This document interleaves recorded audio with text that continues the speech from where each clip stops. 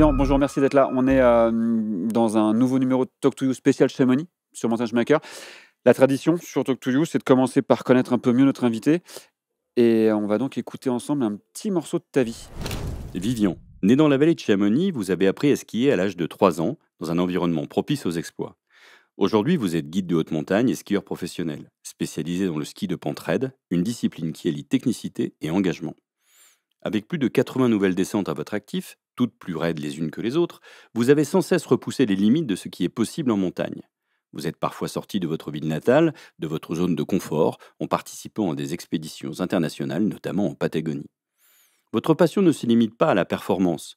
Vous partagez vos aventures sur Instagram, en immersion dans votre quotidien en altitude. Vous êtes soutenu par des marques emblématiques comme Petzl ou Dinestar et travaillez sur des films destinés à sensibiliser et éduquer sur votre discipline. Votre vision du ski repose sur le partage et la transmission. Collaborant avec d'autres athlètes comme Kilian Jornet, vous mettez un point d'honneur à former la nouvelle génération et à transmettre votre savoir. En tant que père, vous cherchez aussi à concilier passion et vie de famille. Votre parcours incarne l'exploration, la créativité et la transmission, faisant de vous une figure incontournable du ski et de l'alpinisme. C'est une très belle introduction de mon personnage, ouais. Guide de haute montagne, skieur de pente raide, prof à l'ENSA, passionné, père. Tu vis comment ton métier et ta vie de skieur face à à l'évolution climatique? Qu'est-ce que tu constates? Ça te donne quoi comme envie, comme réaction? Moi, je pense que c'est l'adaptation qui m'intéresse le plus dans tout ce que je fais. Alors que ce soit dans une pratique pro en montagne, effectivement en tant que guide ou dans ma pratique personnelle, mais aussi par rapport aux conditions, par rapport à l'évolution de la montagne, l'évolution du paysage et tout ça, c'est l'adaptation que j'aime beaucoup et finalement j'y trouve une richesse. J'aime regarder ça versant ensoleillé, quoi. J'aime regarder ça avec le soleil que plutôt regarder la fonte des glaciers ou les chutes de pierre d'un versant sombre. Ton métier a évolué, tu t'es adapté vis-à-vis des clients que tu peux emmener ou vis-à-vis des stagiaires que tu as à l'ENSA. Les phrases changent, les paroles changent, les conseils changent? Alors le métier, il évolue, c'est sûr, et tout le temps, et d'ailleurs c'est ce qui fait sa richesse. D'ailleurs moi, c'est ce qui me motive, c'est de toujours penser à plus loin et qu'est-ce qui va arriver dans le futur. Typiquement, en début de saison, pour aller chercher la neige, on utilise le vélo électrique, le parapente aussi, il y a plus de neige pour sortir des couloirs. Donc il y a des nouvelles pratiques qui arrivent. Maintenant, je trouve que la base, le centre des choses, la valeur de patrimoine, la valeur d'héritage, la valeur de la verticalité de la vallée de Chamonix, ça reste, c'est ancré quand même. Donc je pense que c'est bien d'avoir ces bases-là, de s'en nourrir et aussi de challenger cette vision-là pour forcément évoluer et grandir. Parce que finalement, c'est ça qui est sympa. Cette vallée de Chamonix, évidemment, elle est symbolique. Cette verticalité, elle est très peu ailleurs, en tout cas en France. Il y a cette responsabilité aussi, en tout cas ce rôle de sensibilisation plus fort qu'ailleurs et de pouvoir conseiller, éduquer, j'allais dire, les pratiquants de montagne. Est-ce que tu les vois évoluer, d'ailleurs, ces pratiques de montagne? Alors effectivement, il y a une vraie évolution des pratiquants, une évolution des pratiques. Mais par contre, j'ai beaucoup aimé et j'aime beaucoup les mots qui sont sortis, sensibiliser et éduquer. Et pour moi, c'est vraiment des choses qui sont très, très importantes. Je crois beaucoup plus dans la prévention et je pense que c'est le rôle aussi de Chamonix de s'engager vraiment au maximum sur des discussions de prévention, comme moi je peux le faire avec l'association de la Chamoniarde. J'aime beaucoup m'investir là-dedans parce qu'on est en amont des problèmes. On va regarder un micro-trottoir qui a été fait dans les rues de Chamonix il y a 48 heures. On dit que Chamonix est la capitale de l'alpinisme. Eh bien, qu'est-ce que vous pensez de l'évolution des sports de montagne et de l'alpinisme à Chamonix? Mountain Changemakers est sur place et vous a posé la question. Ça a beaucoup changé. Dans le sens où il y a de plus en plus de sports qui se pratiquent à la journée, moins de sports d'alpinisme classique. Les refuges sont de moins en moins fréquentés. Et du coup, il y a moins en moins d'alpinisme classique qui se fait parce que ça prend plus de temps. Et le trail et les choses comme ça ont pris une place beaucoup plus importante. Vous voulez dire que c'est plus de la consommation aujourd'hui? Oui, c'est ça. Le vite fait, bien fait, c'est ça. C'est en train de changer de plus en plus. Ça devient plus accessible à plus de monde et du coup, en conséquence de ça, il y a plus de fréquentation dans les bois, dans le ski, etc., etc. Ça mène plus de monde à Chamonix, ça c'est sûr. Mais bon, en alpinisme, il faut penser plus à la sécurité. Il y a une grosse évolution technique. On a de plus en plus de gens qui ont un gros niveau, notamment en ski.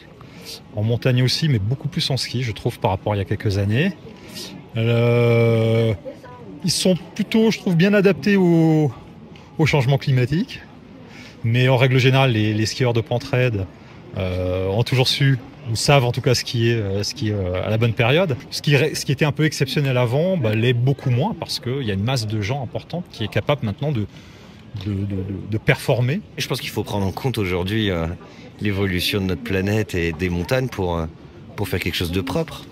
C'est-à-dire? C'est-à-dire respecter les nappes phréatiques, l'eau, les animaux qui vivent ici, c'est-à-dire tout le bordel qui se passe pas depuis 40 ans, où on a ruiné pour moi tout un pays, une écologie. Donc il n'y a rien de pire que le ski finalement pour aider avec les stations bétonnées, c'est pas GG. L'évolution de la montagne, elle a vachement changé avec le recul de la montagne et du climat. Maintenant, la montagne est de plus en plus dangereuse. On reçoit beaucoup de monde à Chamonix. Et par rapport à il y a 40 ans en arrière, ça a beaucoup évolué. Personne ne fait plus attention à rien. On est de moins en moins tranquille avec l'ultra-trail, les gens qui courent partout là. C'est bien des côtés, mais de l'autre côté, ça dérange les bêtes qui sont en pleine nature. L'évolution, elle se fait en même temps que le glacier il descend et les rochers y tombent. Donc on évolue en même temps et puis il faut s'adapter à notre environnement. Les saisons, elles changent un peu. Il y en a qui raccourcissent, il y en a qui rallongent. Donc le ski, c'était un peu comme il y a quelques années dans les Vosges. Il faut y aller quand il y a de la neige. Alors là, ça va, on n'en est pas encore là, mais on le voit de loin. Et l'été? Et l'été, la saison, elle commence très tôt. Donc ce qui se faisait en juillet-août, maintenant c'est mai-juin. Et puis en août, juillet-août, on ne fait plus rien. Ou alors on va trailer. Il y a pas mal de mots que moi j'ai pu utiliser, que j'ai réentendus à travers tous les témoignages. Donc je pense qu'on est quand même assez raccord sur un peu tout. Il y a le côté classique, il y a le côté adaptation, consommation qui ressort, ouais. le côté fréquentation. Ouais, on habite au même endroit. Tes guides, tu as des clients qui viennent de partout. Est-ce que ça aussi, c'est quelque chose que tu essayes de faire évoluer? Je travaille quand même moins comme guide qu'avant, dans le côté un peu traditionnel. Les uniques clients que je garde, c'est de la clientèle française et c'est des gens avec qui je suis assez proche. Donc globalement, c'est des gens qui sont pas loin. Je suis très vigilant quand même à ce que je dis, ce que je fais, ce que je montre, de sorte à essayer d'amorcer un peu un devoir d'exemple. Je ressens quand même un devoir d'exemple dans ma communication. Et donc ce message, c'est ce que tu disais tout à l'heure, c'est-à-dire s'adapter, enfin se réadapter en tout cas. Donc, si je le prends à l'envers, ne pas s'acharner sur ce qui est en train de changer, forcément adapter sa pratique et ne pas continuer à rester sur une pratique qui elle-même est en train de subir le changement climatique. Le changement, il y a le côté s'adapter aux conditions, c'est sûr, mais il y a aussi un discours technique dans ce que j'ai envie de faire passer, dans être au bon endroit, au bon moment, avec là ou les bonnes personnes. Ça, c'est des choses que j'ai vraiment envie de faire passer. Après 20 ans d'exploration quand même dans le massif du Mont-Blanc, j'ai besoin d'aller explorer d'autres massifs pour continuer à entretenir de la passion, de l'envie. Parce que l'émerveillement, il vient aussi quand tu découvres les choses. Et du coup, je passe beaucoup, beaucoup de temps à préparer, à imaginer des itinéraires. Et pour moi, ça amorce déjà un voyage. Au fil de toutes tes expéditions, tes projets, partout où tu as pu skier dans le monde, est-ce qu'il y a des lieux, des endroits qui te semblent vraiment les plus symboliques de ce que peut être la montagne, de ce que peut nous donner la planète comme exemple? J'ai fait un voyage, c'était en 2023, où je suis resté 2 mois et demi en Amérique du Sud et en Patagonie. Et là-bas, j'ai ressenti vraiment des choses très similaires à ce que je peux ressentir ici à Chamonix, dans la vallée. Surtout à El Chalten. El Chalten, donc là, être au pied du Fitzroy et du Cerro Torre, c'est vraiment, justement, je parlais de verticalité de la vallée de Chamonix, là-bas, je l'ai ressenti. Et aussi un lien d'histoire, parce que du coup, la première du Fitzroy, c'était Lionel Terray. Il fait encore écho là-bas, donc je me sentais un peu associé à ce massif. C'est vrai que des fois on se dit que les concurrents de l'inutile, finalement ils vont peut-être trouver un message en faisant tout ça, finalement c'était peut-être pas si inutile que ça. Ah ouais, mais moi juste le titre, juste ça veut dire beaucoup en fait, ça veut dire beaucoup, donc c'était très très habile.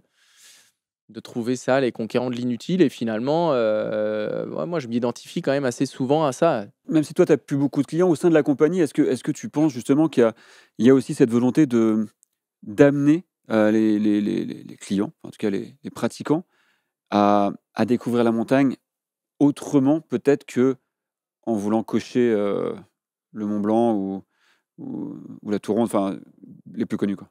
Ah oui, oui, là, ça, c'est sûr. La compagnie des guides de Chamonix, ils ont quand même vraiment pris un axe où ils ont vraiment cette volonté, enfin, et je vais m'inclure dedans parce que j'en fais partie.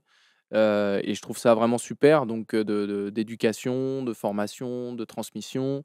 euh, et il y a vraiment des actes qui ont été construits, comme je pense, il y a un livret qui a été créé sur l'environnement. Il y a aussi un engagement de pas vendre du travail. Alors là, j'ai pas envie de dire de bêtises parce que je suis pas assez au clair là-dessus, mais à une trop longue distance, à vendre des voyages au bureau des guides. Ça reste plutôt travailler sur la localité. L'axe que prend la compagnie des guides de Chamonix est vraiment impliqué sur le sujet de l'environnement. Et en effet, tu es guide, tu es skieur de Pentraide et je sais pas si c'est par choix ou par développement ou par hasard, mais tu as rassemblé une communauté extrêmement importante sur les réseaux sociaux. Est-ce que tu te sens influenceur? C'est une bonne question. Finalement, quelque part, c'est quelque part un peu mon métier aujourd'hui. Il faut le reconnaître. Je suis très, très loin d'être un vrai influenceur avec une grande quantité de followers, et cetera. Mais quand même, c'est sûr que ça a un impact. Actuellement, je skie avec des jeunes que j'ai formés en club des sports quand ils étaient jeunes. Donc c'est quelque part une forme d'influence et aussi d'inspiration. Le respect de la montagne et de l'environnement, cette partie éducation dont on parlait tout à l'heure, c'est petit à petit, c'est urgent. Enfin, comment tu ressens ce rôle-là aussi de toi, de ton métier, mais aussi des gens qui accueillent à Chamonix, en fait. Il y a cette phrase qui dit on ne protège bien que ce qu'on connaît bien. Mmh. C'est important. Ah oui, j'allais dire justement, en fait, on respecte et quelque chose qu'on aime, où on a été touché. Et dans les remontées mécaniques, quand on monte, on a l'accès à la haute altitude, on est à 3800 mètres, on est à l'aiguille du Midi. Tu es touché par ce qui se passe là-haut. Tu fais le pas dans le vide, ça te procure quelque chose, donc tu ressens une émotion. La plus belle des choses, c'est quand les gens ils redescendent de ça, ils se disent: «Waouh, c'est magnifique, c'est beau et il faut protéger ça». Et je pense que et donc là, il y a tout un enjeu et il y a beaucoup de sujets, hein, qui sont travaillés pour, justement, faire des petits parcours, éducatifs, de prévention, avec, toutes les initiatives qui sont prises et cetera. Parce qu'il y en a quand même beaucoup qui sont prises. Donc là, c'est le moment pour transmettre les bonnes choses. Et je pense qu'il faut aborder aussi ce sujet de l'environnement avec humilité et pas non plus tout le temps juger, c'est bien, c'est pas bien et cetera. Je vais te demander de réagir sur des photos. Je vais arrêter de poser des questions et on va te mettre quelques images pour avoir juste ta réaction sur chaque image. Oui, oui, bah, écoute, mer de glace. Alors, c'est rigolo parce que sur la photo de droite, donc où le glacier est plus généreux, plus garni, dans les lames qu'on voit en bleu, moi, j'ai passé mon diplôme de guide, de haute montagne, là. On venait faire, notre épreuve de glace à cet endroit-là. Donc c'était il y a pas si longtemps que ça, quand même un petit peu, maintenant ça passe, mais bah, là, c'est flagrant. C'est un joli, enfin, comment dire? Tu le vois, quoi. C'est sous nos yeux. Mon intention, c'est d'amener mon outil au service d'un message ou d'un témoignage. Parce que je me considère un peu comme, soit un témoin, soit quelqu'un qui passe quelque chose. Et de témoigner de la fragilité d'un milieu, ça me plaît beaucoup. Donc il y a encore beaucoup de beauté, même pour moi, sur cette photo de gauche, il y a encore beaucoup de beauté. Ça fait un peu plus peur par contre. La Bien sûr. projection à 100 ans. Alors les jeux, moi je suis tellement amoureux du sport et j'ai une vision d'athlète par rapport à l'événement où je me dis, bah, pour un athlète, gagner les jeux, bah, c'est quand même quelque chose. Donc pour l'événement, le sport, ça me fait rêver. Maintenant, c'est sûr que pour 2030, dans les Alpes, c'est aussi le moment, les jeux, où tu peux faire bouger des choses au niveau politique. Parce qu'en fait, j'ai l'impression qu'il faut des grands événements pour faire bouger des choses. Donc, c'est dur de dire pour ou contre. Je pense que je suis un peu tiraillé entre le côté, encore une fois, le côté sportif et le côté, citoyen.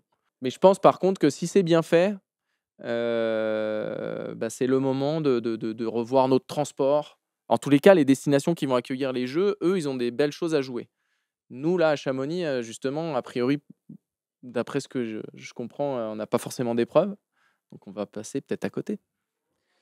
Ok, dernière photo pour finir. Ça me fait presque penser au décor, que j'avais en terre de Baffin, justement, sauf que nous, c'était un peu tout glacé. J'irais bien skier, moi, là-dessus. Tu vois, ça correspond à ce que je disais, en fait, d'amener mon outil, sur, quelque chose de beau ou de fragile. Je pense que le rôle de l'athlète ou le rôle, d'un sport, c'est aussi de mettre en beauté, l'environnement dans lequel on évolue. Et en fait, de skier sur un iceberg, c'est quand même, super classe. Maintenant, voilà, j'espère qu'il va rester gros comme il est, quoi. Qu'il va pas trop fondre. Ok, bien, merci beaucoup. Merci à Et vous. puis beaucoup de beaux projets de ski à venir. J'y travaille. Et puis on se suit. À bientôt. Merci beaucoup. Merci.